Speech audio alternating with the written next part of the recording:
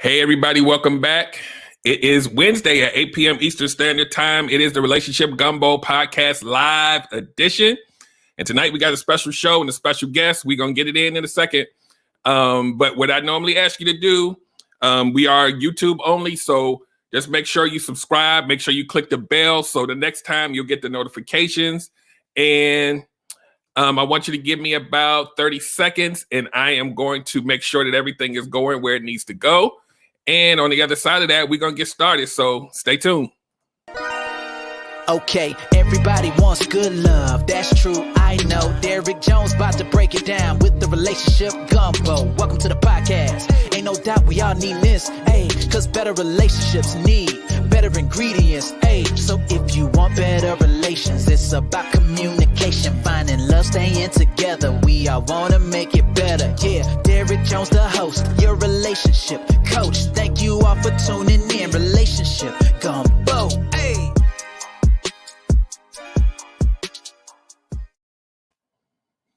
All right, we are back. And tonight, like I said, we got a special show, special topic. We're going to talk about what relationship-minded men really want. And it's a show that, you know, I'll be able to chime in on myself, but my guest is going to give his take, and we just going to get it in as we always do. If this is your first time, this is also an audio podcast. So this will always also be distributed on Apple Podcasts, Spotify, and all your favorite podcasting platforms. I'm literally everywhere. So what I like to normally do is I like to pause for 3 seconds, and then I will start the actual podcast. And then at the end, I'll pause for another 3 seconds and we'll get out of here. So welcome everybody that's coming in live, and stay tuned. Give me those 3 seconds and stand by. And welcome to another episode of the Relationship Gumbo Podcast. My name is Derek Jones, and I am your host. I'm a certified life and relationship coach, an engineer, a strategist, and a mental health advocate. And don't forget, ladies and gentlemen, May is Mental Health Awareness Month. I got some stuff coming for you in the next couple of weeks to talk about some mental health topics. So make sure you check on your loved ones. Make sure you check on your friends and family, and especially check on yourself.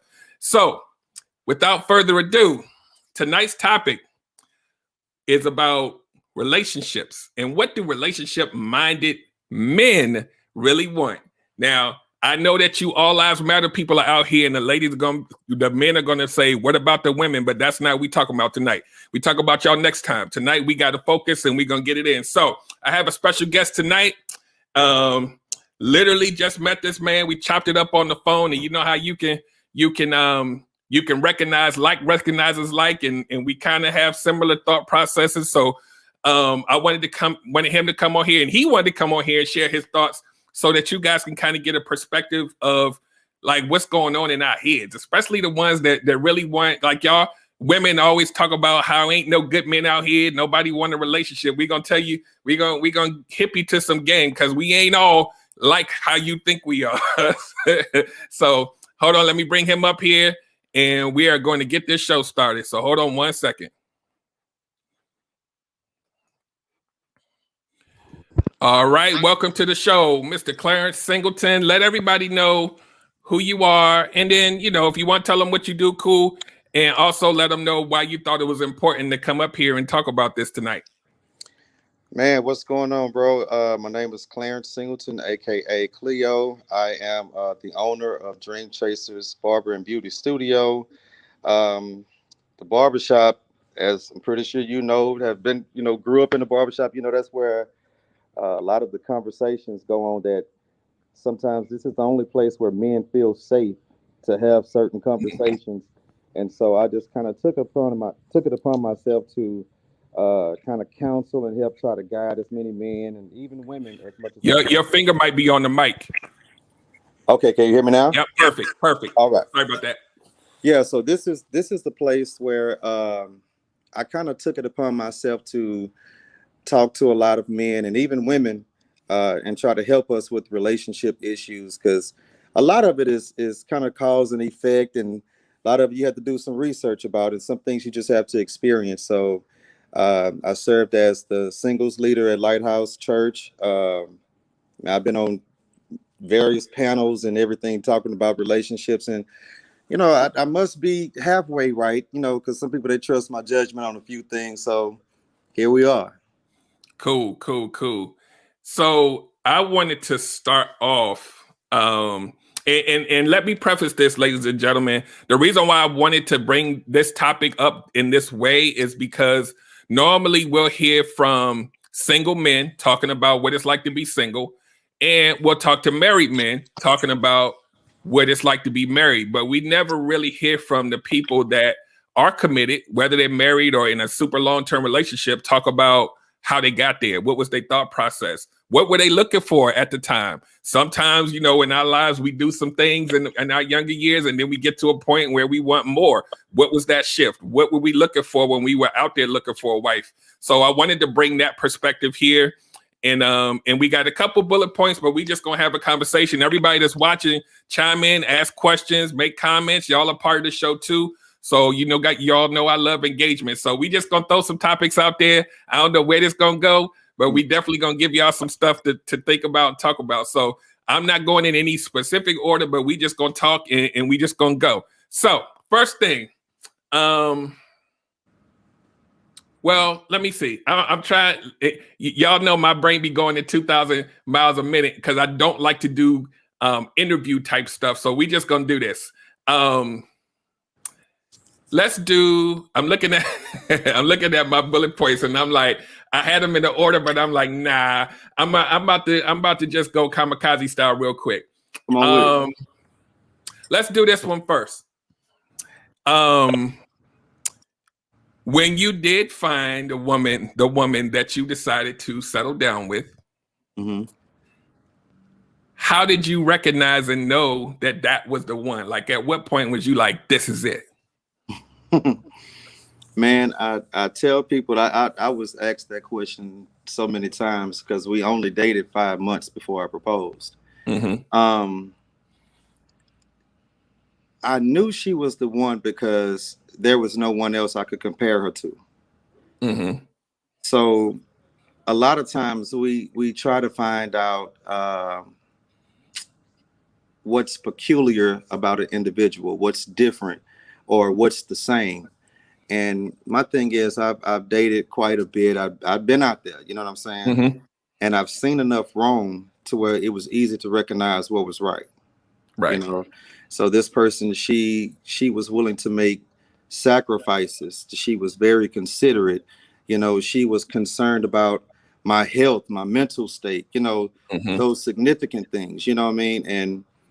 And the thing is, it's like I had to grow and mature myself to be able, because I tell people all the time, it's different. It's a difference in what a man looks for in a woman versus what a husband looks for in a wife. Right. You know what I'm saying? So as a man, the first thing we'll recognize is the physical stature and everything. Hey, what she look like, how she built, how many kids she have, those surface things. But a husband, we're looking for those things like, hey, what is the stability of her mental, where is she psychologically, where is she spiritually, how do she go about solving problems? Because we know that problems are inevitable in relationships, but it's about how you're going to solve them. You can have 1,000 conversations with a person, but how many quality conversations do you have? Do she really know how to effectively communicate, or do she only know how to express herself? Because that's the difference too. Expressing yourself, you just, at the end of the conversation, I know how you feel. But after effective communication, we both know how each other feel and think. And then we're going to come to a logical resolution at the end of the situation. And with her, it was just like clockwork. It was easy, Yeah. She was hard to find, but she was easy to deal with. That's important. Yeah. One of our viewers, Talk to Q on YouTube, says 5 months. Wow. So so here's so for me, right? It wasn't 5 months, but it's kind of like one of those things where when you know what you want, it just feel like it feel right. And you can't, and I always tell people, especially when you get to a certain age, who's waiting 3 years and 5 years? Like, For what? either you know or you don't. Right. Dope Discussions with Erica podcast on YouTube says communication versus expression. That's good. So like I said, ladies and gentlemen, I got bullet points, but it's some time. I'm about to throw a tangent real quick. So I heard a word that you said, and it struck out to me because I was just on a forum on this app called Clubhouse just yesterday, and it was about the inside the minds of men, and and they asked one person that was married, how did this very question, how did you know? And several of them used that word sacrifice. She sacrificed, certain things for me. And that was one of the key things that made me realize that she was worth it. And the conversation kind of steered in the direction of just them trying to explain it. And one of them gentlemen said, and I just want you to kind of chime in when I finish this statements and just let me know your thoughts, and then we can move to the next one.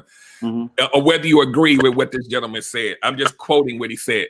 He said that when he found his woman, the expectation from her was that he was going to be the man. He was going to protect her. If there was anything dangerous that was going to happen, he was going to handle it. He was going to be the man in the relationship and handle all of that. He basically said that these women expect us to sacrifice our lives for them and do all this other stuff. So for him, he wanted to see if she was going to sacrifice anything for him, no matter how big or small. He needed to feel that in order for him to feel secure that she was worth keeping and going after. So what do you think about, what are your initial thoughts about just hearing that, what I just said?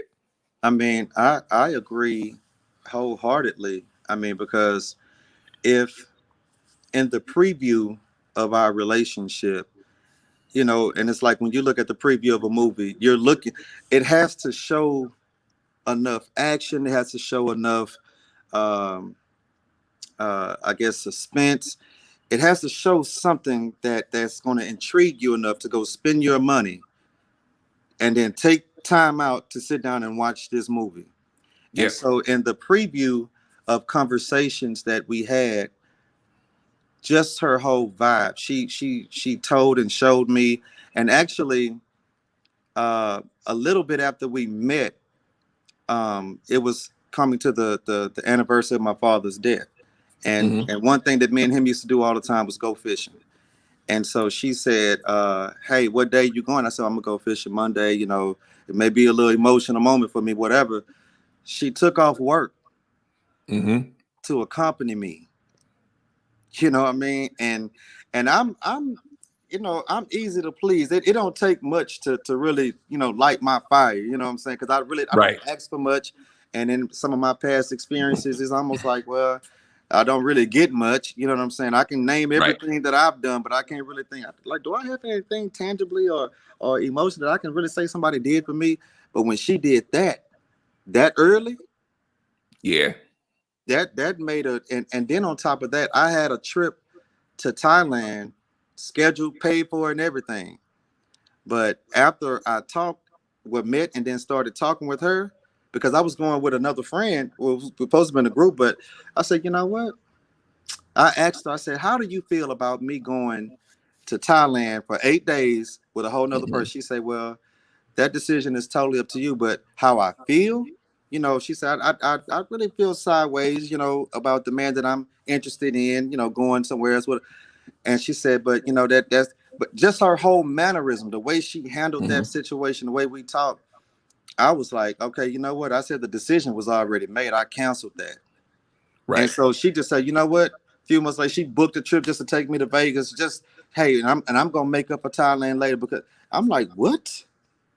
So sacrifice means a lot, because I know that my responsibility as a husband, like the dude said, like I'm here to provide and protect, but I want to know that the person that I have their back to the fullest, I want to know that they have my back too. Yeah.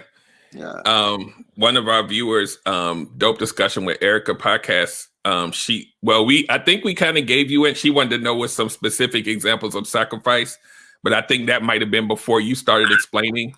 because I think he just explained one, like that's really like 1, 2, 3. He did a couple things in there, but really what it is, and this is where, just for me talking to people, coaching and all this stuff, this is what I hear from women a lot.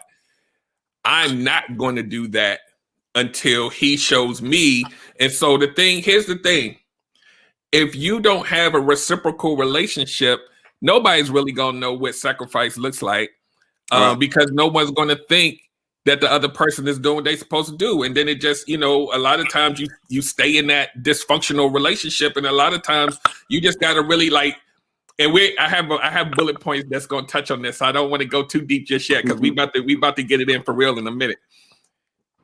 Sacrifice, it's really just about, because what you have to realize about men in this day and in 2021, everybody thinking that they about to get got, and so they not going to do but so much. And the thing about it is, as a woman, if you feel like he's doing what you want him to do, you don't sit back and just say, I'm going to just keep watching, because he's also watching you. It's not going to look the same, but he also wants to get some reciprocal something back. And in this case, Right. something as small as her saying, I want to accompany you on, going fishing. And she might not even, this is this compromise stuff, right? You took off She work. might not be a fishing person, but she going to do that because she cares about you that much. Right. Man, the girl is, man, I'm talking about, when I say is not about that outdoor life at all. You know what I'm saying? And this was the thing. And I grew up in church, and I believe the Bible. That's just me. And so even biblically, Jesus sacrificed himself before he asked the church. I mean, before the church could do anything for him, he gave his life for the church. And so, in a sense, from a man's point of view, there it's so conditional. But from a husband's perspective, again, it's a difference. I'm going to lead by example. So I made the initial sacrifice. You know what I'm saying? Because, I like what Miles Monroe said, that we are the source and the women are the resource. So Right. you're going to reciprocate after I give you the example. And so the thing is, I made the initial sacrifice, and then she backdoored with it. And I was like, okay, Yeah. I can live with this. Yeah, I can wholeheartedly agree with that, because that was one of the things that was pivotal in me making the decision to propose and get married, was just seeing how she rocked with me. Right. Even in times where she didn't have to per se, but she went ahead and did it anyway. Right. Shout out to Alicia Dove Jones. We still rocking 11 years later. So we still going strong. So so that right there is going to segue into this next topic that kind of ties into that. Once again, I'm not going in order. I'm going by how the conversation flow. So here's the thing, and this ties into a little bit of what you said.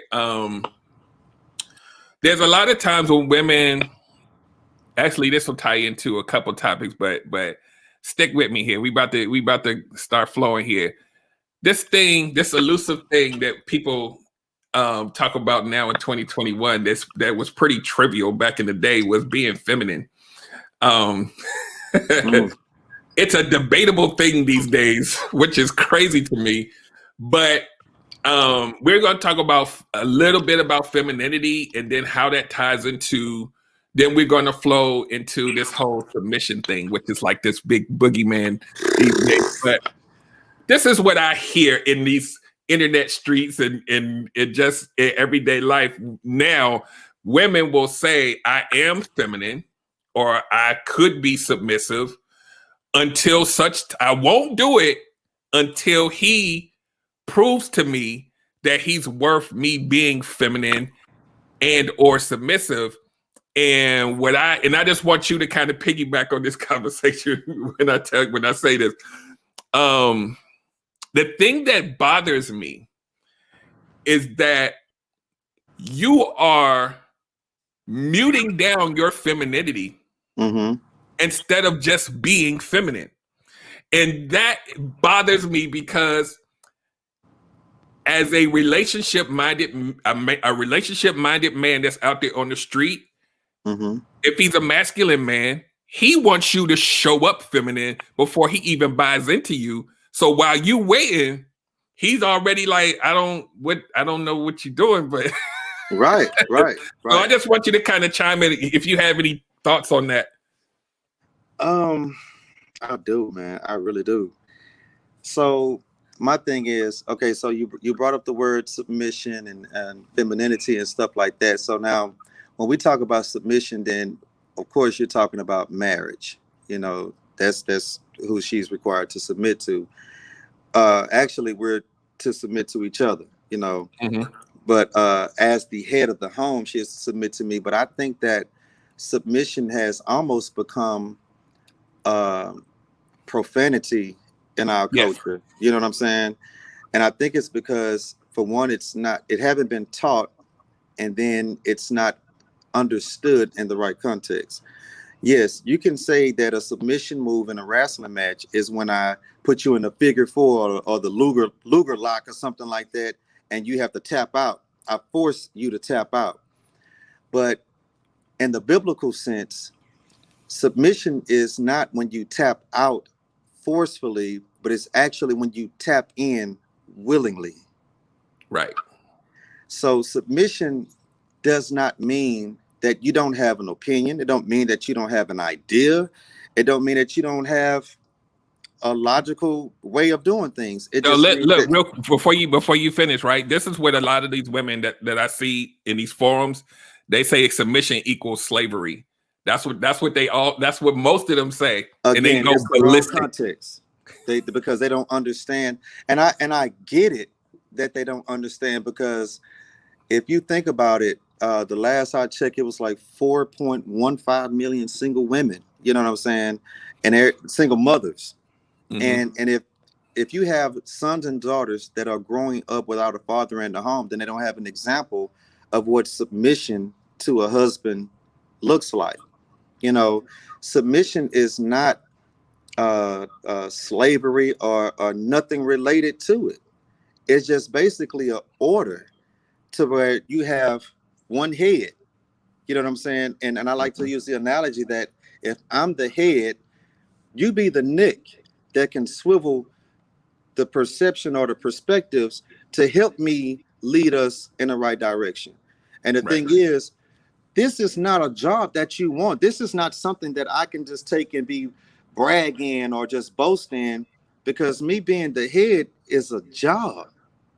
You know, I have the responsibility of leading us in the right direction. I have the responsibility of being the visionary, and I have the responsibility of being the head, which in all actuality don't mean I'm at the top. It actually means that I'm at the bottom, because I'm the foundation which the family stands on.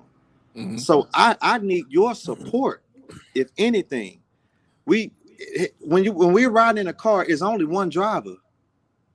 Now you may help point where direction we need to go, but I'm the one holding the steering wheel. Because when it all goes left, when it all goes wrong, if there's a, well, what did he do? What did he do? Yep. So I got to deal with the bulk of the blame, but you don't want to give me the bulk of the responsibility when things are working. So no. Yeah. Mm-mm. So let me give you some pushback on that a little bit, right? Because I like I said, I keep my ear to the streets. That's Right. what I normally hear when men say this, right? And I agree with you, right? I'm we on the same page with that. Mm-hmm. They'll say, why should that even be a thing when we're both equal? We should be the same in the household. Because we're not the same. we are not equal. That's almost like saying that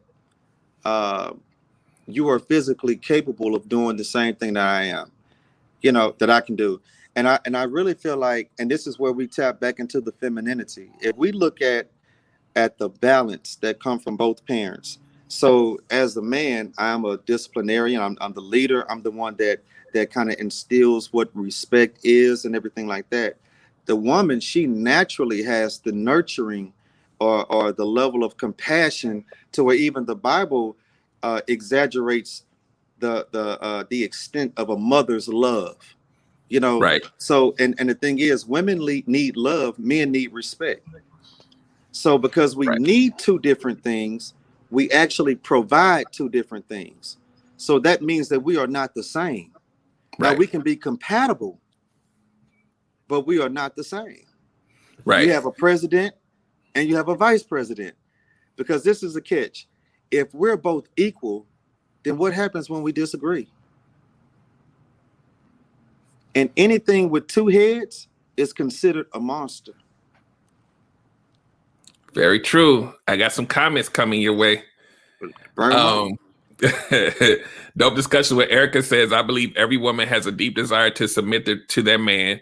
They cover up that desire with all of their defense mechanisms. I never believe a woman who says they don't want to submit. So that's a comment. Now I have a question.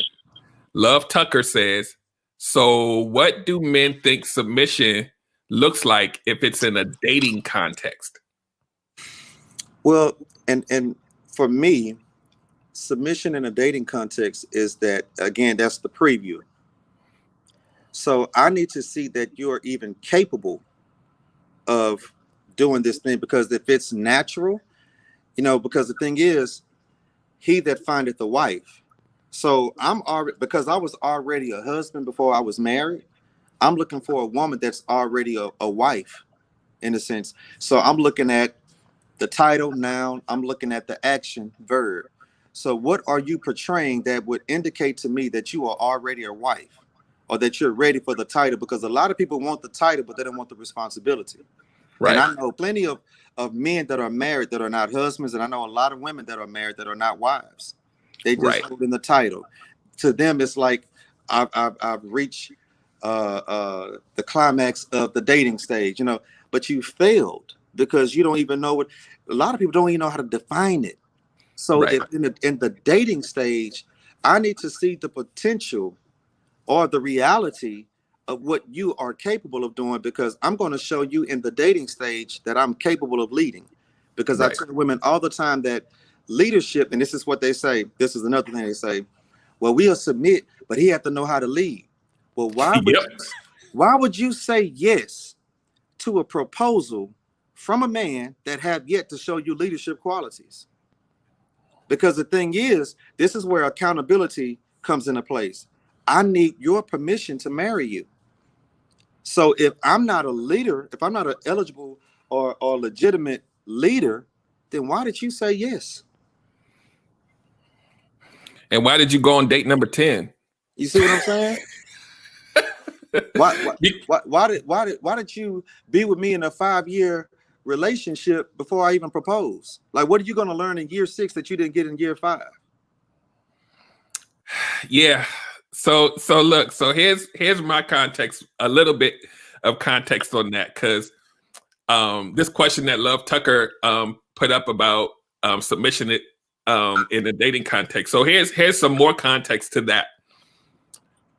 This is my opinion. This is under the prerequisite that both parties believe in gender roles, right? The man is the man and the woman is the woman. And when you're dating, if I'm exuding that masculine leadership guiding kind of principle, and you don't consider yourself the feminine against the masculine, I'm the one with the big arms. I'm the one doing, if you want to be that, I'm not interested. Right. So if you are flowing in that manner, we don't even have to use the word submission. It's just going to naturally fall into what it should be. But because if you're looking for that leader guy, I don't need to hear, well, I have never met a guy that's worth me submitting to. Well, then that means you're meeting the wrong dudes. You put an indictment on a whole gender because of your experiences. And there's men out here that are legitimate, and I know women gonna be like, where they at? It's men out here that genuinely want to be in relationships. And when you find 10 dudes that aren't leaders, doesn't mean there's no leaders out there. It just meant you meant 10 dudes that's not worth you being in that role with. And let me add this real quick. a lot of women, they focus on being found attractive, but they don't focus on what they attract. You see what I'm saying? So Absolutely. it still kind of like falls on the female in a sense, to a certain degree. Now, a man, all he has to see is that you look good. You know what I'm saying? But a husband, we're looking at your mannerism, the whole nine. Like me and my boys, we was talking not too long ago, to where we can see a group of girls and we'll be like, okay, yeah, you know what? That one, that's buzz down. That's just, you know what I'm saying? That's some hype right there. But that one right there, though, that's wifey. You know what I'm saying? Or I'll gal her or something like that. So the thing is, when you have, it's hard for some women to attract leaders because they are so masculine, and sometimes it comes from that sense of independence, which is, I know this may Oh end yeah, up we leading about to to get the that's next. That's coming right. up That's next. going to lead to the next one, because the thing is, if you have such an independent mindset, then you've already taken on somewhat the role of masculinity. Because if anybody could say that they were truly, genuinely independent, it would have to be the first man that was on earth, Adam. Because at one time he was here by himself. And then God said it's not good for man to be alone. He didn't say it was impossible, but he said it's not good for him to be alone. So the thing is, because a lot of women have had so many unsuccessful relationships, they take on the what society would push and say, hey, be independent. Okay, well, does that independence make you hard to deal with? Because the thing is, if you've been playing the role of the manager if you've been the manager of your household, then uh, uh, uh, how capable are you allowing somebody else to come in and say, okay, you know what, I'm going to relieve you in this role of leadership? Because if you've done it long enough, now you've developed this level of stubbornness. You're gonna do things your way, and it's like I have to adjust to that. And don't get with a woman that got the bag. Oh man, you talking Right. about the ego? Because then they'll say, well, you know, men are intimidated by my success. No, we are intimidated by the ego that came with it. Yeah. So let's do this. because there exists a population of men who legitimately are I hate to use the word uh dang, what is it that you just said it? I'm sorry, my brain just went blank. Intimidated Right, by it, right? There right. are some out there, You do. but that Yeah, they ain't are. that when I used to hear this from like years and years, well, oh, he's intimidated because I make more than him. I said, you ain't met the right dude, because it's a string of dudes I can tell you right now and give a damn Man, I'm trying to about tell you what I know. Man, and listen, bro, I've dated some very, very successful women. I'm talking about from the doctors to the lawyers. I mean, you name it. I've dated them. And the thing is, the sometimes where the debate comes in, because my thing is, I don't care if you make $1 million a month, and if I make 5,000 a month, money is not going to dictate our roles in the home. I'm still the head of the home. yeah, And if and this is the kicker. If I made that million a month and you made 5,000, you can freely say, oh, I make 1,005,000 a month. But then a lot of times, if it's on the other side, the man have to say, well, I make 5,000. I'm out my wife, yo, she make 1 million. It has to yeah, be separated, because that wasn't rightfully her role to be the provider. So that's why they naturally kind of hold on to what's theirs. Now yeah, they'll bust down with their kids because that's still a part of them. They have an unconditional love for their kids, but it's typically a conditional love toward their men. But they require the man to have an unconditional love toward them. right. So let's do this real quick. The difference between independent and self-sufficient. I think there's some ladies on here need to hear this part. Oh man. Oh man, I love it. And the thing is, the independent woman, the way that society has kind of like manipulated them to think like, hey, I got my own, I can do this on my own. But if you look at it, independent means solo. It means by yourself to do, and which I get it to a certain extent. But now with that mindset, the pride comes in with it. Oh, I got this. It's like you saying it boastfully. Like, I got this. I'm a strong Black woman. I don't need a man. I'm an independent woman. I don't need a man. So when you get to talking like that, that pushes men away. And then they'll be the first one to say, hey, you know what? It's power in the tongue, you can speak words into life. Then that's probably why you're still single, because you constantly bragging on your independence. So by definition, that's why you still by yourself. Versus the self-sufficient woman, that means that, hey, I'm waiting on a man to come through, but in the meantime, I'm holding it down over here. I can supply for myself and my kids. You know what I'm saying? I can exist without a man, but I'd rather live with one. Right.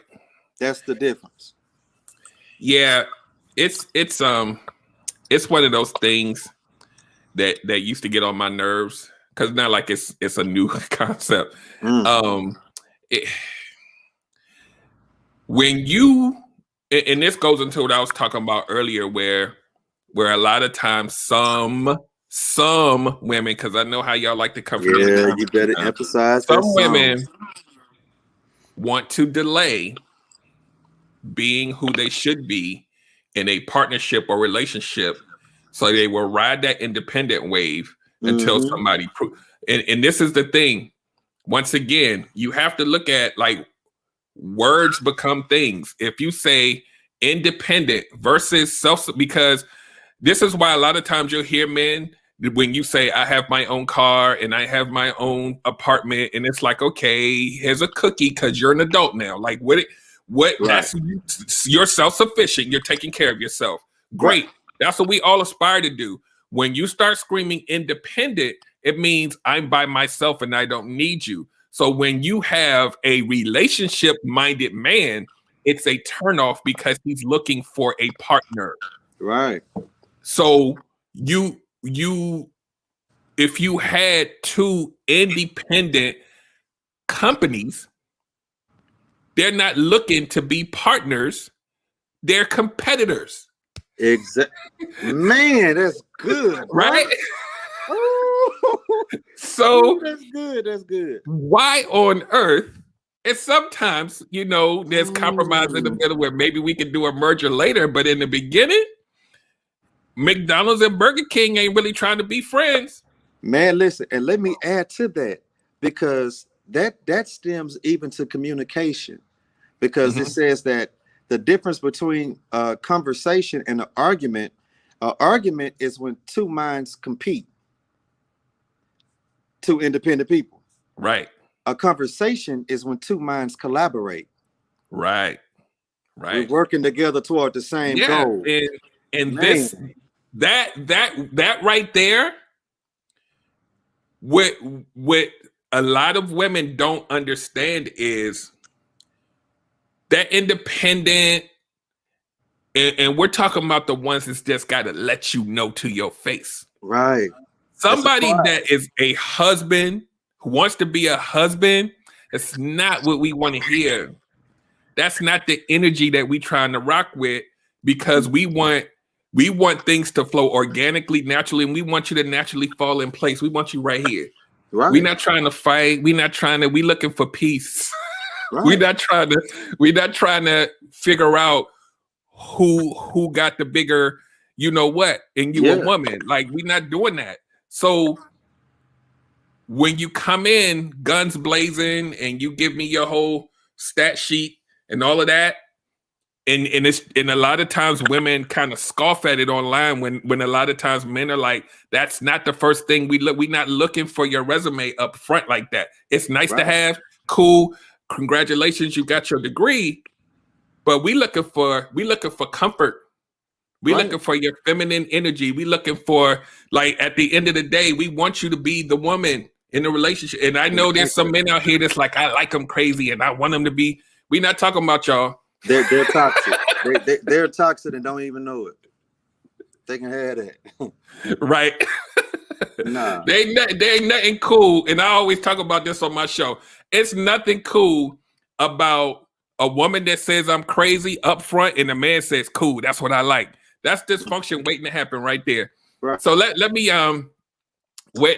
get some of these comments.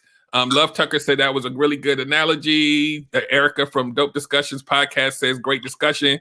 And Mateus Alameda, you know what? My Spanish ain't good, but I'm gonna read the comment. Why does a girl come back to you when you walk away and stop treating her like she's a princess? There's this girl, I stopped giving her attention. I was super needy, but I got busy with my career. She was mean to me, but today she was super sweet. We're gonna pause. I'm gonna come back to that. Love Tucker says, I think a lot of women do that because there's a lot of energy requesting what women bring to the table. So we're gonna go with Love Tucker first, and then Mateus. We're gonna talk about what you just said. We're not gonna stay on it long because that's like your personal, situation, but we will tackle it because I think that's an easy answer. So we're gonna go with Love Tucker first. There's a lot of energy from men requesting that about what women bring to the table. So I don't know if you want me to start that off or you just want to go. You want to take it on. I mean, it's simple for me. I think that the reason that a lot of men have started challenging or questioning what do women bring is because of the level of entitlement that a lot of women come forth with. It's like you can just scroll down social media and just see and just see something like a real man gonna do this, or sis, get you a man that's gonna do this here, blah blah blah blah. So it's like everybody have this long list of standards of what a man's supposed to do for the woman, and I had this discussion with somebody a while back. We was talking about even in the traditional relationships versus even the modern relationships, because women be like, oh, this ain't the 1900, blah blah blah. We different now, la la la. But even back then and even now, the man is still expected to provide and protect. Right. So if we talk about gender roles, the women ain't doing what they did back then. Right. What the hell do you do now? You know what I'm saying? Because I still have to provide and protect. So what do you have to do? What can I expect from you? Because sometimes respect is a challenge. Now, you have to be taught how to respect a man, but you don't have to be taught how to disrespect one. Right. You see what I'm saying? And so the thing is, it's like now it's to the point to where women, they feel so entitled to where, hey, I'm the prize. You lucky if you get me. I'm like, yeah, you look good, but after that, then what? And a lot of times I would just question them, like, what can you actually do that money can't buy? Yeah. I mean, I got a maid, I can hire a chef. Sex is free. You know what I'm saying? Right. You may not even be able to mentally stimulate me. I mean, you want to sex. Even nowadays, you got women talking about, I'm tired. Okay, stay tired. Yeah. So here's my little piece to that, right? And this is where I think a lot of women get this confused. When we talk about, the list that some of you guys have, the man got to be a protector. He got to be a leader. He got to make 100K or more. Yeah. He's got to do all of this, right? 6 feet plus. Yeah, he got to be 6 feet. He's got to be, now, if he meets those requirements, right? And let's say that man comes back and says, I got all of that. What are you bringing to the table? Here's where women get it wrong. When a man says that, he's not asking you, what job do you have?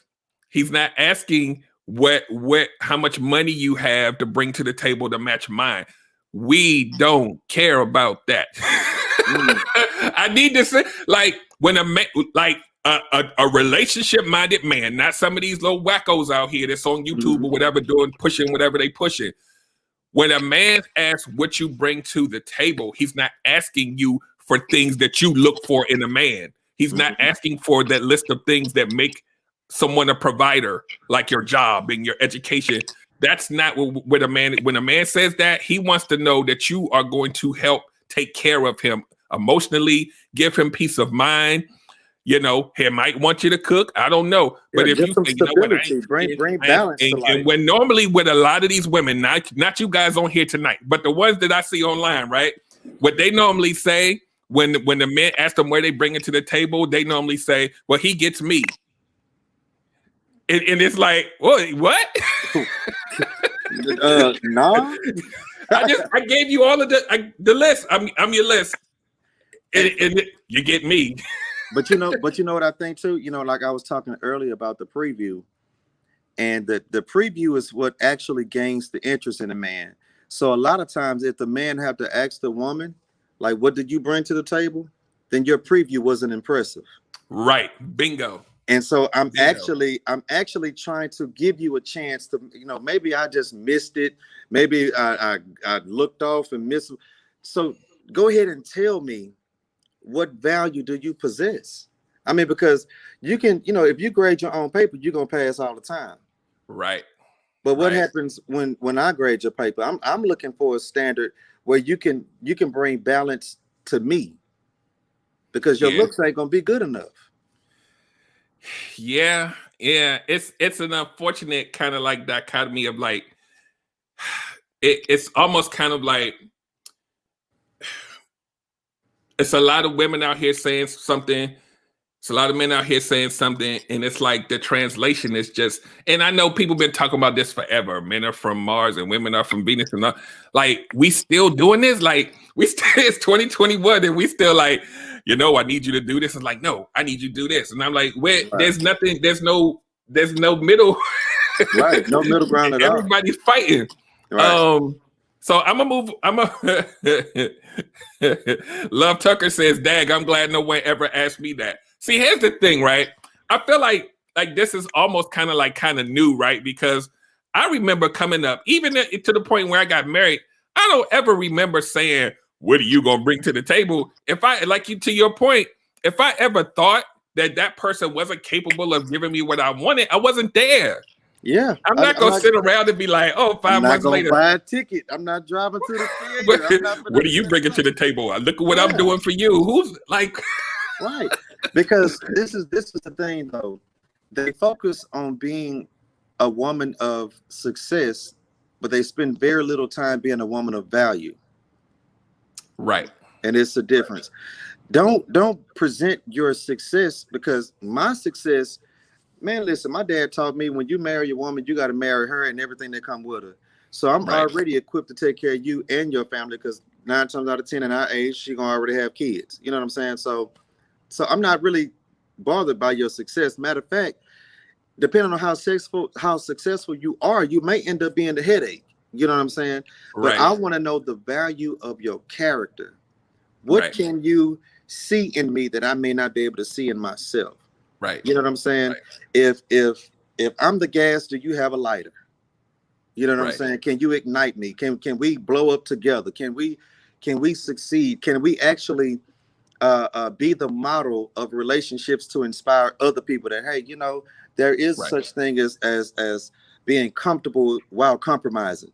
You know what I'm saying? Right. So it's like, can you do that? Can you actually instill in my child something, you know, an element that I may be missing on? Can you fulfill that? Right. You know, it's multiple things. Like, let's get beneath the surface and let's deal with the core. Right.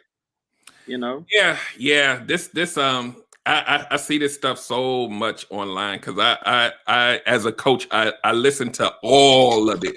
Mm-hmm. And it's this, I always tell people it's disheartening, because I understand where, now I'm not a woman, but I understand why some of y'all feel like this. But absolutely, there's a lot of men that fit what you talking about, but there's also a whole lot of men that don't, and vice versa, right? Right. And we clash. And I always talk about, you can have 2 good people that probably could work, but we have these preconceived notions and all of this new stuff about we own 50-50 and all of this crap. When it's really about a collaboration. I don't want you to put in more skin in the game than me, because I don't like, and what I always say on my show is, people do that because they think that that's going to protect them from getting hurt or getting got. There's no way for you to protect. You got to use your discernment, because if somebody paid 50, 50, 50, 50, first of all, as a man, as a masculine man that's looking for a woman, I want you to be soft. I'm not, what do I look like? And I know there's gonna be some youngin', because there's some young, he may even be watching, but they be coming for me because they like, well, the young people don't feel like that. At what point, whether, and I'm not talking about like I got to come out my pocket $1 million, but at what point do I show you that I'm taking care of you? If we are doing everything equal, because I want to make sure you're not trying to get me for my money. And I always jokingly say, dude, you took her to Fridays. It's not like you go if you go and broke after that, you might not want to be taking nobody out on a date. Go walk in the park or do something like that.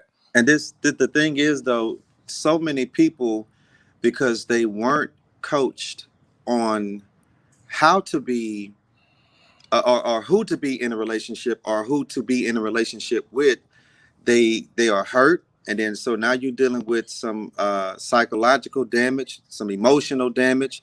And then they like you said, they call themselves protecting themselves, but what actually happens is that their protection becomes their prison. Yep. And so now you don't know how to let anybody, you don't know how to release enough of yourself to make somebody else comfortable enough to release more of themselves. Because now both of y'all over here like, okay, I'm gonna do this. No, I ain't. The other one like, well, if they do this. So everything becomes so conditional. It's a if and when they do this, then I'll do that. Right. So my thing is, investigate the individual. First of all, investigate yourself. Right. So I tell people a lot of times, especially when you're single, take that time of solitude to actually learn more about yourself, because the more you know about you will determine who you decide to be with. There it is. I don't know how you are on time, sir. You got a few more minutes? I'm good. All right, so we gonna go for a little while longer, because we at the 9 o'clock, almost at the 9 o'clock p.m. Eastern Standard Time mark. But we got a couple more things to talk about, and so Marissa Mays, when we talk about the table, she says, you know, as far as what a woman or she even brings to the table: femininity, peacefulness, nurturing, and basically what she's saying is a lot of women bring attitude and chaos, So let's touch on what she just said real quick. Oh, we didn't go back to Mateo. We're gonna do him real quick because that's easy. When you hear most men and women, y'all know y'all have heard this before. Most men will say, "I want peace. I want peace of mind," and most men you meet are going to say, "I want peace." So when you talk about what you bring to the table, that's one of the things that should come out your mouth, because you know this is what men need. We don't need your MBA. I'm not going to say that enough. We want to know that you got us, because as a woman, I want to know you got me, and then I'm going to fight Godzilla for you. So we gonna go to Mateo real quick, right? And I'm gonna reread his comment. I'll paraphrase. Why did the girl come back to him when he walked away and stopped treating her like she's a princess? There's a girl I stopped giving her attention. I was super needy, but I got busy with my career. She was mean to me, but today she was so this is my interpretation of this. He had a girl that he treated like a princess and a queen, up until a point where he basically stopped giving her the attention that he was giving her because he got busy with his career. She wasn't treating him right, and then she came back later and was being super sweet. So I'm gonna tell you what I interpret that to be. A lot of times people don't realize what they have, right? And this could be men or women, really. Right. You don't really realize what you have until you stop getting it or until it's gone. And I think in this case, she loved the attention, and to the point of this thing, she was probably doing some toxic stuff to you that kind of got you feeling away, and it blew up. Like you talking about, she was mean to you. She took that princess treatment. She gave you whatever toxic, dysfunctional stuff she had and thought you was going to sit there and take it. Ironically, you got busy with work and she stopped getting that treatment. And now she's going to come back and be nice so she can get it back again. But I'm going to tell you, my little life experience on this earth, that thing is going, it's like a revolving door. And I'm not, and let's not get it twisted. Men do it too. We go back, give them what they need to get them back. And then we go back to who we were because we just wanted, it's a selfish thing. She wants to feel that princess treatment again until she know that she got him back where she want him. And then she hasn't taken time to heal whatever that was that's making her treat him like that. I think to a certain extent that self-esteem can play a major role in what you tolerate in a relationship. Absolutely. Sometimes people need to feel wanted or needed in order to feel important. You know what I'm saying? Like somebody has to give them attention. And the thing is if you start to retreat from giving me that princess treatment, you know what I'm saying? Then I'm like, okay, dang, maybe I took it for granted, but ain't nobody else doing for me what he was doing. Then I need to go back and get that thing back. You know what I'm saying? Yep. And so I'm gonna be extra nice, you know, to manipulate him, because now we're dealing with manipulation, and manipulation is a form of witchcraft. You know what I'm saying? Because I'm going to deceive you to think that, hey, I really miss you, or that I really want you, just because I want you to bring back what you was giving me. Right. And so, like you said, it's just a revolving door. It's something that's going to continue. And what I always tell people, even though they may not like to hear it, even in that situation that he talked about, I always tell people that it says more about you than it does about them. I need y'all to catch that, because we like to point our finger at the boogie monster, but there's also a person that's sitting back taking it every day too. And you got to ask yourself how you fell into a space where you got comfortable taking the abuse. Right. That's really what it is. If somebody is literally being mean to you all the time, and you gotta look in and ask yourself, why did you even, and we're human, it happens. Like we fall in love with people and we take the abuse and then it becomes normalized. But you also, at some point, you got to look at yourself and say, why did I get comfortable with being treated like crap every day? Right. Because the thing is, if you thought highly enough of yourself, you wouldn't tolerate that. And that goes back to the self-esteem. So that's almost like saying that if I go buy a brand new Rolls Royce and you get in and you want to eat your pizza and you dropping pepperoni and sauce all over my seats, am I supposed to be okay with that? Because that's what's happening to you in that relationship. Yeah. But at the same time, but you're not the Rolls Royce. You probably like a little Mazda pickup truck or something like that. You something, you know, you don't value yourself enough to where you'll allow somebody to just dump trash in you. Yeah. So I hope that helped you out a little bit, Mateo. Love Tucker says, when she's talking to Marissa, a lot of people don't realize they're chaotic. And then Marissa says, I've been in relationships where I moved like this and I didn't receive the outcomes that I desired. So couple things, and then we gonna get out of here. But I wanted to touch on a couple important topics. These are things that I have heard just this week that kind of struck a chord with me, but they fit into this conversation. Casual dating versus intentional dating.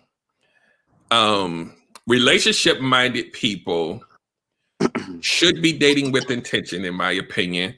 Absolutely. And that doesn't mean that on day one you on wifey hubby time. What that means is you can still kind of get to know each other, but there's intention there. You're looking at this person in a way that hopefully that will grow, emphasis on the word grow, into something more that you can be together in the future.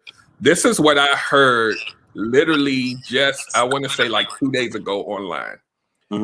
This woman was with a man, and this will tie into the topic tonight. This woman was with a man, it is currently with him, 5 months in, casually dating. She said that she's dating with intention, right? She is dating with intention. He's dating casually, right? And 5 months in, she accepted a casual dater. So guess what I'm going to say how she feels now? Now she wants to convert him into an intentional dater, and he ain't having that. Man. But you know what? To a certain extent, I think I feel safe saying that everybody dates intentionally. You're right. Yep. I know where you're So going. you already see where I'm going. But the thing is, what is that person's intentions? Right. You know what I'm saying? We have to discover the why behind the what. Why am I entertaining you if this is not your end goal? Now, the thing is, I can't take her intentional dating seriously simply because she's not requiring him to step up. And this is the advantage, that a lot of women don't know that they have, is that you can dictate your audience based on your performance. And what I mean by performance, based on your character, who you are, who you present yourself to be. Because if you think about it, like some women, they'll try to minimize the importance of presentation. If I see a woman that's out here exposing, all of her breasts and butt and everything else, then my approach, I'm not taking you seriously. You know what I'm saying? I'm looking at you. Matter of fact, it's like you are a store in a sense, and I'm looking at what's on display. If I'm interested in what's on display, window shopping, that's going to determine if I'm going to go in and purchase. Yep. So if I see, oh, she got meat for sale, she got body for sale, or she got face for sale, if that's what I'm interested in, that's all I'm after. But if you look like you have some integrity about yourself, matter of fact, if you're covered up and I still find you sexy, and this is the thing that gets me, women think that sexy is the outfit. Sexy is a characteristic. Right. And if I peep that about you, then man, listen, I'm going to enter your store and I got the credit, I got the cash to buy, and I can afford you emotionally. Yeah. So therefore, my intention, because I saw you, I intend on leaving out of here with you. So she needs to require more of herself so she can require more of those that approach her. Yeah. Love Tucker says maybe she's dating the last person I was dating. Robert Higgins says, and then I have a slight commentary on that after this. He said it depends on her age and maturity and how many kids she has.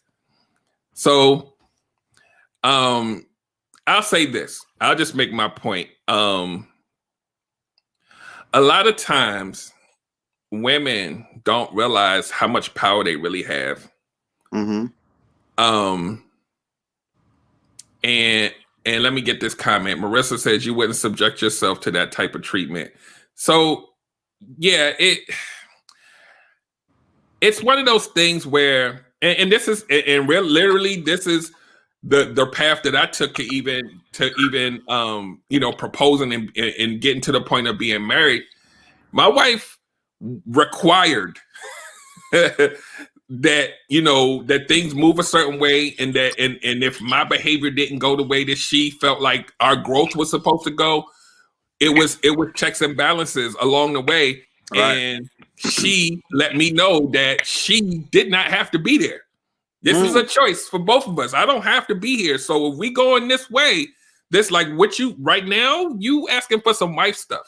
I'm just a girlfriend. So I don't know I don't know what this is, but we and I was like, oh, okay. Yeah. It's required. And if you don't require anything, somebody's just going to keep taking until and 5 months later, now 5 months? Exactly. And that's the thing. Wow. It's almost like if you go to the dealership, they're only going to let you test drive, and you got to bring that thing right back. But now, when you start talking about purchasing a new vehicle, they're gonna have to run your credit. They need to know where you work. They need to know what payments. You know what I'm saying?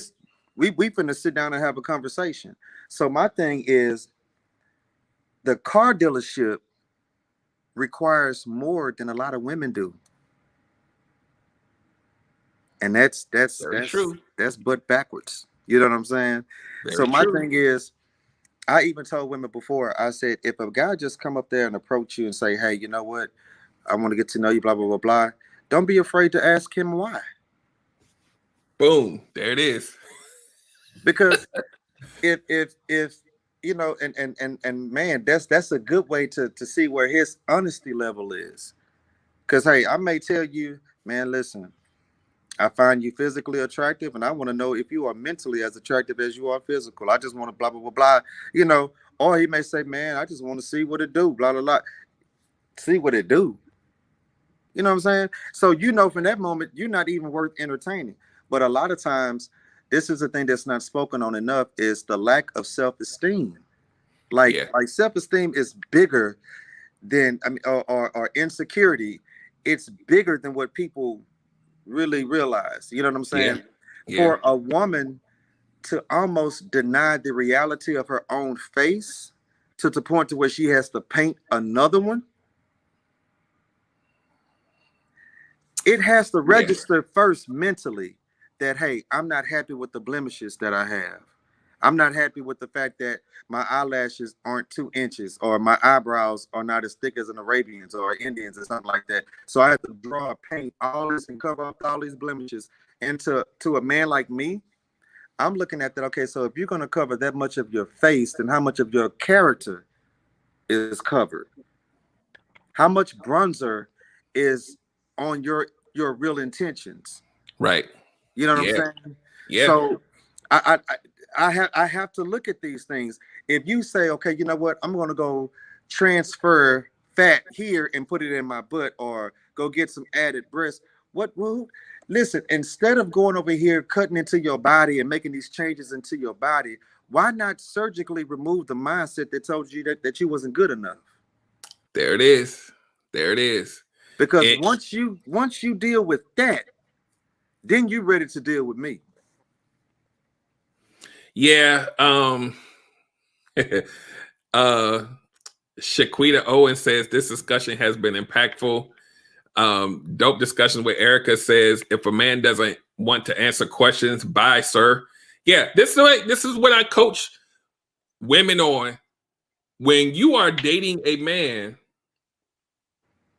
if you feel like you're going to run him off by asking questions that are important to you, that ain't the one.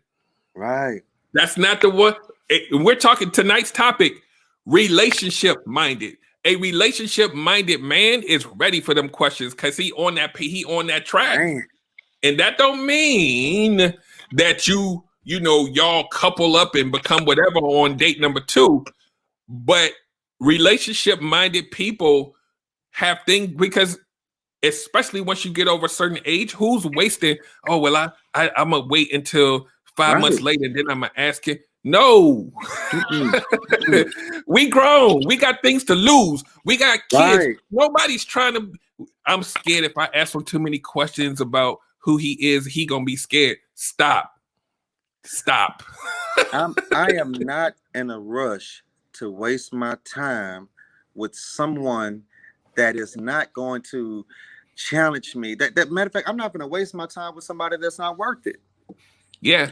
So if I'm relationship minded, then I actually expect you to have some questions, because I'm gonna have some for you. Exact. Boom. You see? There it is. Yeah. There it is. Yeah. There it is. Because I've run into. I always like to preface this with, way back in the day, I used to meet women when I wasn't relationship minded, that would ask me these questions that they needed answered, and I'd be like, why she asking me all these questions?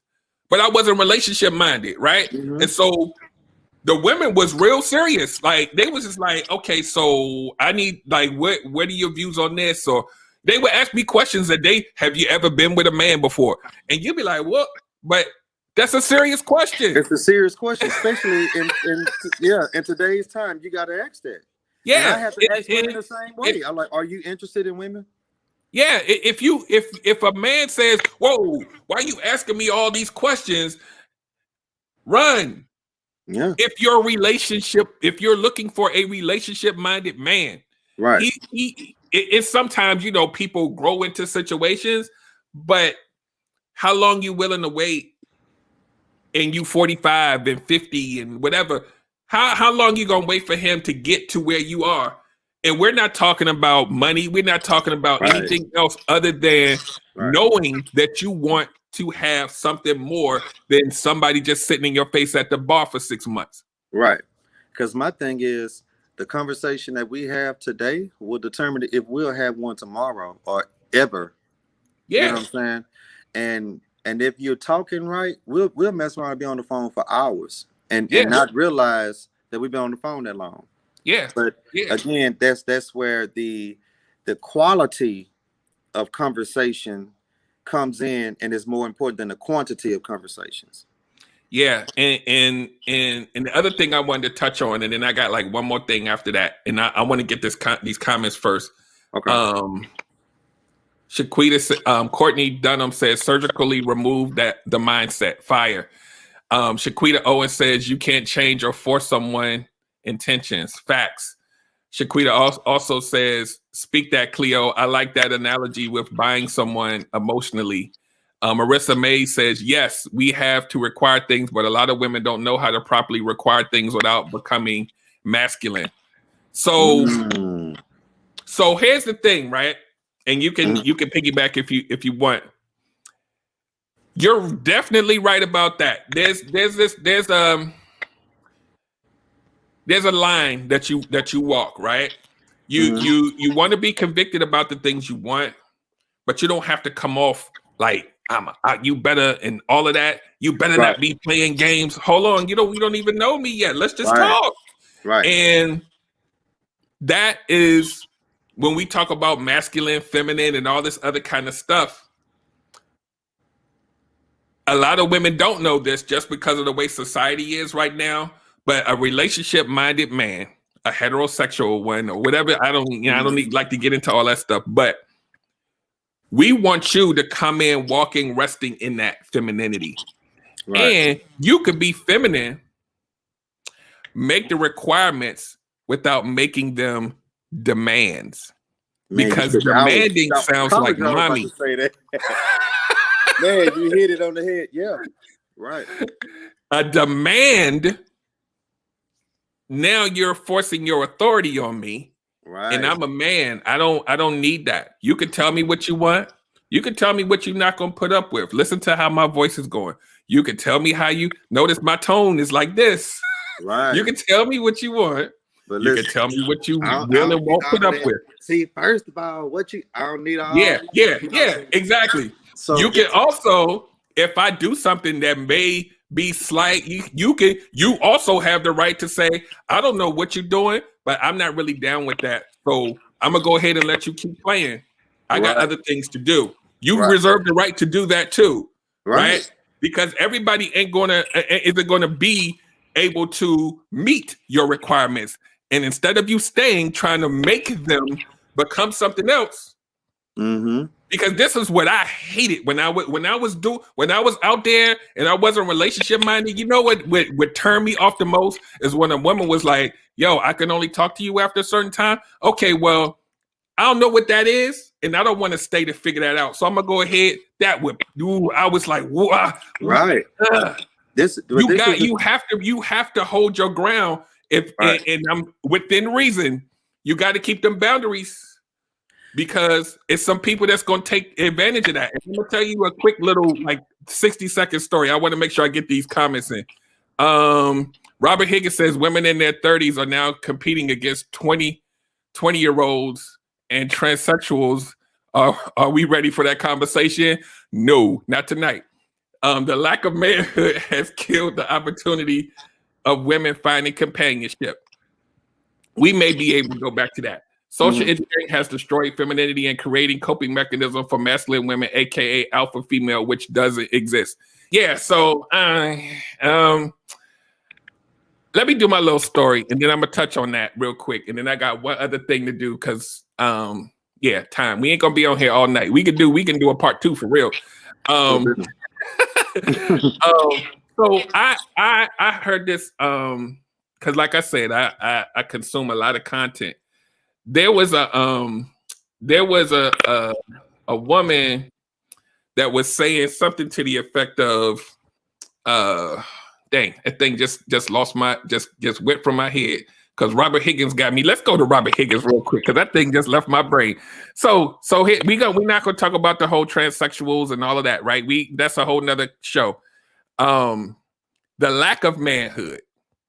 Let's talk about that real brief. Lack of manhood has killed the opportunity of women finding companionship. Let's take that.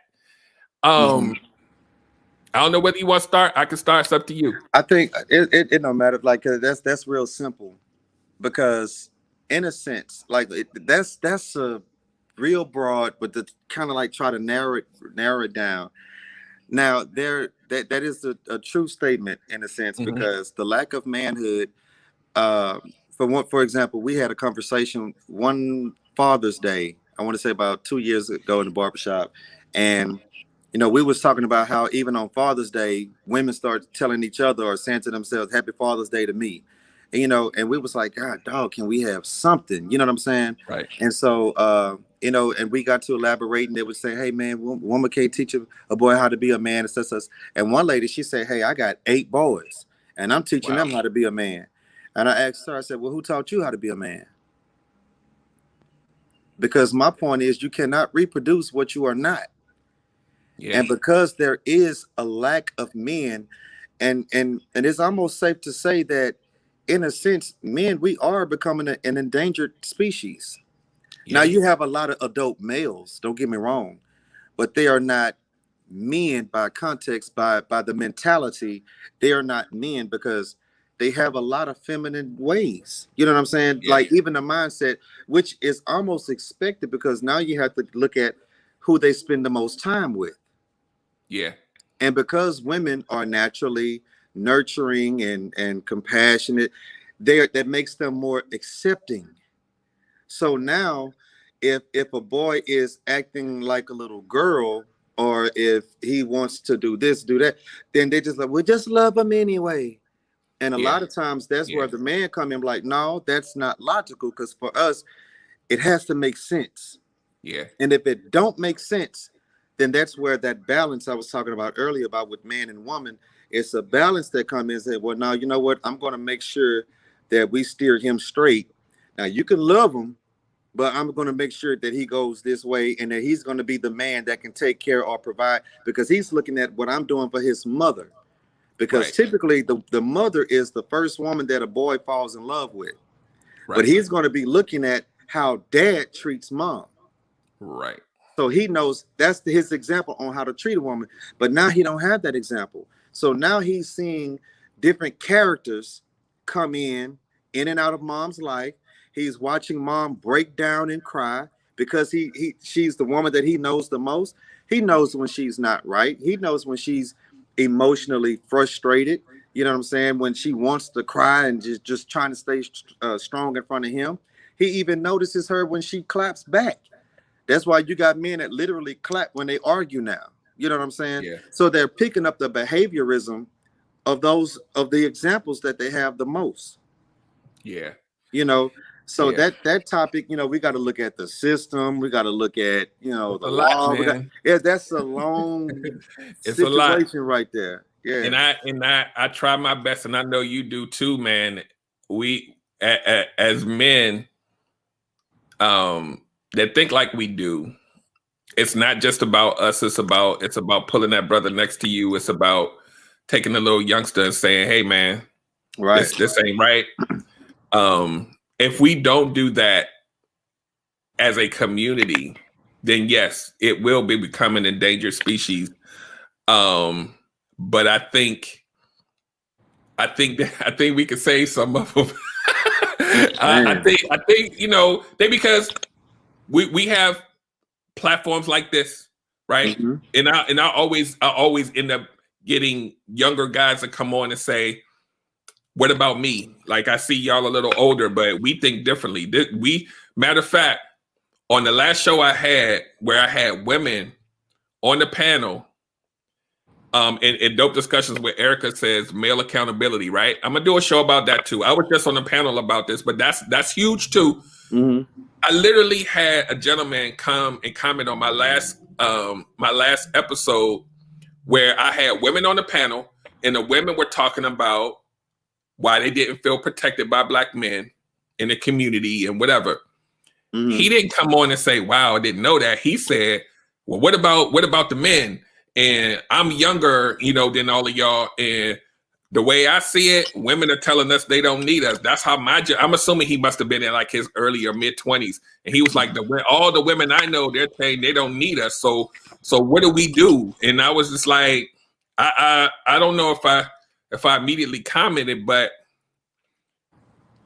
the way that I've always lived my life is, even when I'm faced with somebody that's giving me that energy, I stand my ground and say, I'm not that dude.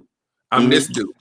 Mm-hmm. And so you either gonna roll. I always used to say, you either gonna roll with me or you get rolled over. I'm not going to not, like, I used to always like go like a lot, go on dates and try to open the door. I don't need you to open my door. Hold on, but I'm gonna do it because that's how I'm built. Right. So you can now accept that I'm doing this, or this thing gonna look a little different. Right. And I'm this, not gonna mute down and let you tell me what I'm not gonna do. Like, right. this is what I'm And talking about. and the thing is too, though, and that's where the element of leadership is missing in men. Because I tell them all the time, if you want to be a leader, then be one that provides a need. Because if everybody is hungry and I'm the one with food, they're gonna come to me. So the thing is, now that we having this culture or this generation of women that can say, I don't need a man, is because they lack the examples of men actually being leaders in front of them to show you, hey, this is, I read a post. I was me and my wife, we was riding maybe about 2 weeks ago, and I read a post where a woman said, men don't know what to do with a woman that don't need them. After I read it, I asked my wife, I said, baby, do you need me? She say, absolutely. I said, okay. So I got the comment. Right. I said, you right. I don't know what to do with a woman that don't need me. Right. Because mine needs me and I need her, because we understand what we bring each other. You know what I'm saying? I don't need somebody to bring everything. That's what they kill me when people are like, oh, you need to find somebody like you. No, I don't. I don't need somebody that already have what I have. You can see two millionaires still break up. You know what I'm saying? I need you to capitalize in where I lowercase. I need you to bring what I lack, because that's what I plan on doing for you. But the thing is, I am so interested in you to where I'm going to identify where you may be weak, or where you may need some strengthening, or where you may need some encouragement, or where you may need me to provide this in this area, and vice versa. Yeah. So the thing is, people have become so willing to be accepted to where they no longer know how to be exclusive. Yeah. Yeah. And it's my exclusivity that makes me valuable. Right. Because I know I'm rare, because I know she was rare. I'm like, you know what? Things and people of value do not remain available long. Yeah. Yeah. Erica says a man should not try to figure out what to do with a woman who doesn't need him. You got that right. Marissa says, you are so right. I've had moments where I set my boundaries in a feminine way, but I didn't hold the line, and I definitely paid dearly for that decision. Yeah, you got to hold the line, man. And Erica on here, she like, I always talk about her because she's out here dating, and she's like the boundary queen. And you got to hold the line. And here's why, right? And you guys should know this, but I'm going to say it out loud. If you hold the line, then in most cases, you will save yourself from diving in so far that you're no good for the next person. You hold the line, you get in a little bit, don't seem right, you get out. Now you can go on another date and you're not damaged. Right. And you can go on another date and until you figure out what works for you. It's not a perfect scenario, but it helps.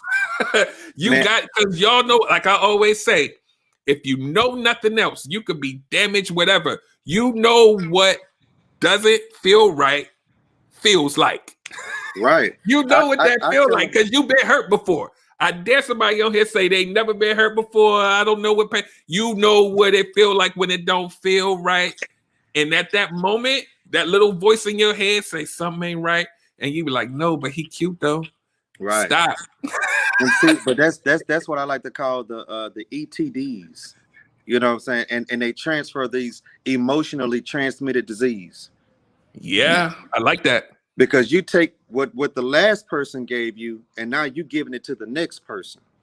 Yeah. Well, you may need to see a therapist, or you may just need to see yourself. You know what I'm saying? And that's like I always have like debates in a sense when people talk about trust, you know, and I realized that in the past that when I put trust, when you know, they strongly associate trust with love. They're like, oh, you got to be able to trust who you love, or did you trust? And so what I did one day in the barbershop, I was asking people, I say, I asked the one, I said, do you trust your husband? She said, yeah. I asked the man, do you trust your wife? She said, yeah.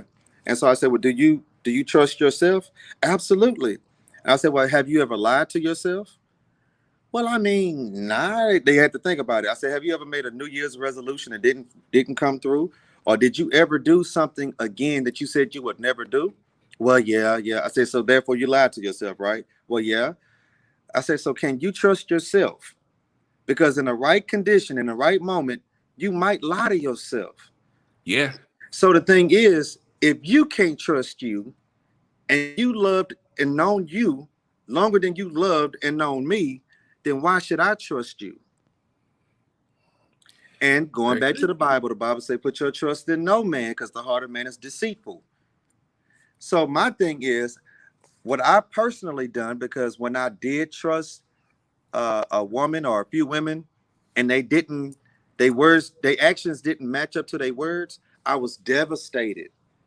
I was emotionally broken almost beyond repair because I put so much trust in this person that they were going to keep their word. So what I replaced trust with was confidence, because confidence is that thing that, hey, I need to see examples. Like you have to build up. I have to have a reference. I need a record. You know what I'm saying? I can say, you know what? I'm confident that you can do this because you've done that. But at the same time, because I understand what we talked about earlier, those conditions, you may have every intention on going out with me Friday night, but then I may buy some concert tickets, make reservations and everything else. And I bought a whole outfit and I'm looking, but at 6 o'clock, we made plans for 7, but at 6 o'clock, you say your babysitter then cancel. Now I'm over here. I got a whole attitude now because I'm like, man, I done did this and such. Or we done been together and you said that you would never cheat and you never would blah, blah, blah, blah. But then you did it anyway. Well, because I only had confidence in you, I gave you room for failure because I'm not going to excuse your humanity. Right. Now I could put my trust in God because he said that, hey, before he said heaven and earth will pass away before his word return void. So I can take that to the bank, but I can't give you the same credit that I can give him. Right. Yeah. And so that's the thing. So we also have to take that into consideration, that stop putting trust in people, period, and make them earn your confidence. Yep. So I always tell people, and most of my audience are women. So when I refer to women, ladies, I'm not just singling you out because I'm trying to sing you out and forget it. We're going to have some men. We're going to have a men's panel too. But what I always say is, when you first meet a dude, and I know this is going to exclude some of you, but analogy wise, you don't let him in your bedroom. He got to get past the front gate. Then he got to earn his way in the door.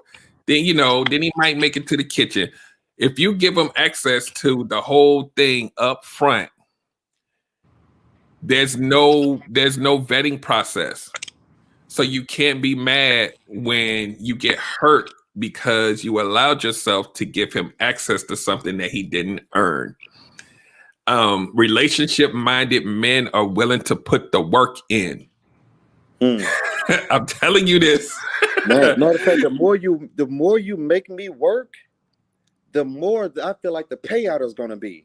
I'm going to feel like you are so much more worth it, because my thing is, I consider myself some type of guy. You know what I mean? Yeah. And if I feel like you made me work, yeah, then I feel like, man, hardly nobody else stands a chance. Yeah. And so that provides the exclusive feature that every man, relationship-minded man, wants in a woman. I don't want nobody that everybody have access to. Yep. I got one more thing, and then we're gonna get out of here because I know we running real long. But I want to touch this, and it piggybacks on what Robert Higgins said. He said women now hang out in packs at Cheesecake Factory, Grand Lux, Papa Do's, no man in sight. So here's the thing, right? And this is also, ironically, one of my bullet points that I had. A lot of times, a great deal of the time, women will say there aren't any good men out here. There's no good catches out here. So why even try? And so now you have this population of women that say, I give up. I don't even want it. I'm just going to do me. We're going to hang out with the girls and go to brunch every Sunday and call it, right? I hate to even hear that, but I know it's a thing. But here's the thing. This is what always causes me pause, because I see it too. We all see it. You see a whole bunch of women that's over 35 and 40, and they are impacts, and you like, where's the, like, there was a time when men used to see beautiful women and they would go and be like, hey, what's up? How you doing? I don't know what happened, but these women be out in droves. And when you talk to a lot of them, they like, I'm good. I don't even want to feel like how I used to feel back in the day. So I'm done. All men ain't whatever. And so here's the thing. And we talk about lying to yourself, right? If you're one of these women that say this, I give up, I'm done. I'm 35 and you done for the rest of your life. If you say that, and there's also in tandem a part of you that says, I wish I had, then you're lying to yourself. And now, to what you were saying earlier, and I'll say it a different way, you now have an affirmation that you're speaking every day. The universe is that I'm done. I don't want nothing. I'm good the way I am. We're gonna do this thing where it's something they call it communal living, where women are choosing to get homes together and put their kids in because they don't need no man. Right. Now this is the new, like, this is a thing now, because they like, we're done forever. And they're not, they're not lesbian or anything like that. They're just like, look, let's just pull some of them. Yeah. So, yeah. And when you put that out in the universe, it's what you're going to get. Like, some people believe what you want to believe. Your life will tell you that if you keep saying all men are bad, I guarantee you I could show you a woman that's dealt with a lot of bad men in that same sentence. And you want to know why you keep attracting them. And to me, if you say I'm done for life, yeah, what type of relationship-minded man is going to come your way and feel like he's welcome? And to me, any woman that would say ain't all men or ain't no good, blah blah blah, a lot of times that's the same woman I can show you that she fails to make adjustments with herself. Yes. Because the thing is, you want to force feed your way and or make a man accept you for the change that you don't want to make. Yeah. You know what I'm saying? And sometimes it's not even a huge change. It's just a simple mindset, little adjustments here and there. but you're so stubborn or you're so masculine. You know what I'm saying? So I mean, I told one girl, I said, listen, you're not looking for a husband, you're looking for a wife, and you don't even know it. You know what Very I'm true. saying? Homeboy, you know what I'm saying? Because I'm like, everything that you're producing is what I'm supposed to introduce to the relationship. But then when I talk about some adjustments, and this is somebody I had no emotional attachment with, so I can be brutally honest, you know. And I was trying to say, listen, when you do this, this is a turn off, but you want to keep doing it and be like, okay, well, the right one is going to accept it. No, you have men out here, relationship minded men, that are not going to tolerate the foolery that they don't have. Because my thing is, if I want to go ahead and if I'm gonna deal with a fool, I'm gonna deal with a fool that's a sucker for me. Yeah. That's gonna buy me. Hey, I'm gonna do one of y'all numbers. I'm gonna get somebody that got the bag that's gonna trick and give me whatever I want. Because if I'm a suffer, at least I'm gonna celebrate somewhere in this situation. Yeah. So my thing is, yeah, you cute, yeah, you got a good job, but you got a bad attitude. Yeah. Yeah. So why would I choose you? Yeah, you make 100K, but I can go get the same type of woman and make 200. So what qualifies you more than her? Yeah. Yeah. We're going to wrap this up, but I always talk about these things that but we're talking about relationship minded men and the women that will lead with these toxic things like, well, I'm crazy. He gonna have to deal with it. I'm a jealous person, so he just gonna have to deal with. And if he can't he can't handle me. And I'm like, I don't have to. Right. And I take that as a warning. I'll be like, you know what? Thank you for letting me know that I'm glad I didn't have to spend time to find this out. You showed this is your preview, and I choose not to watch this movie. Thank you. Yep. And to your point, when you do lead with that, I have a decision to make. Because I can be that dude that takes advantage of your dysfunctional, crazy self. It's real easy. Yeah. Because you just showed your card. You showed me your weakness. Yeah. On day one. You gave me your playbook. Yeah. So we're gonna wrap this up because it's past some people bedtime and all that good stuff. But yes, sir.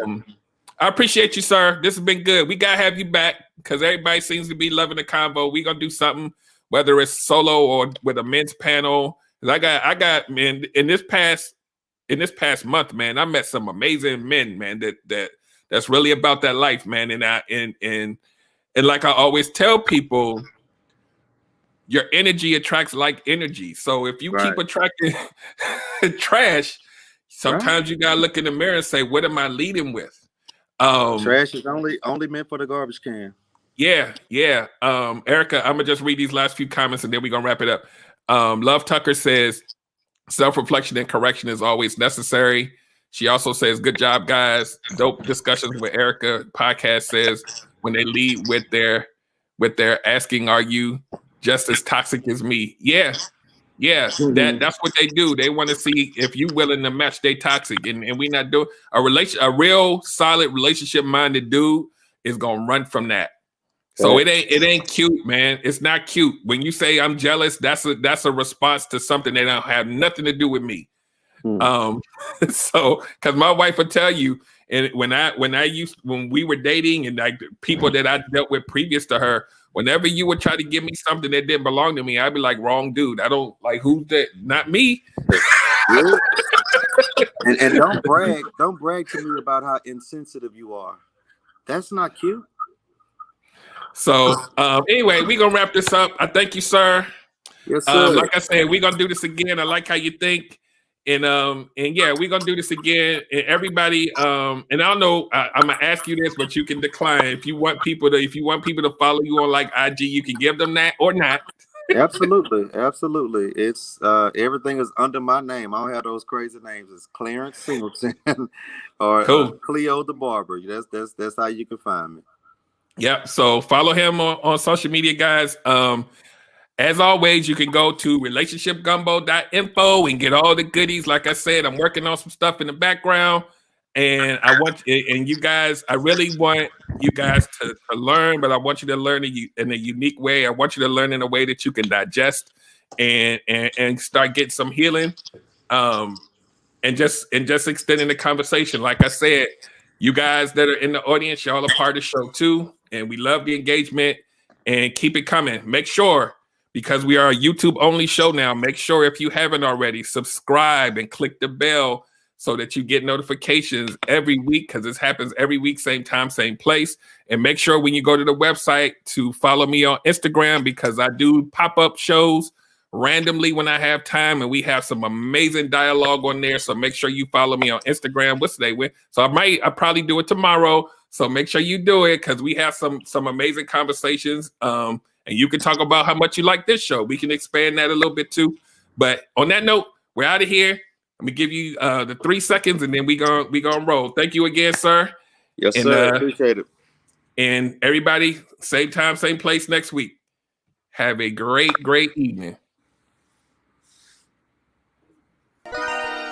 Okay, everybody wants good love, that's true, I know. Derrick Jones about to break it down with the relationship gumbo. Welcome to the podcast. Ain't no doubt we all need this, ayy, cause better relationships need better ingredients, ayy. So if you want better relations, it's about communication, finding love, staying together. We all wanna make it better, yeah. Derrick Jones, the host, your relationship coach. Thank you all for tuning in. Relationship gumbo.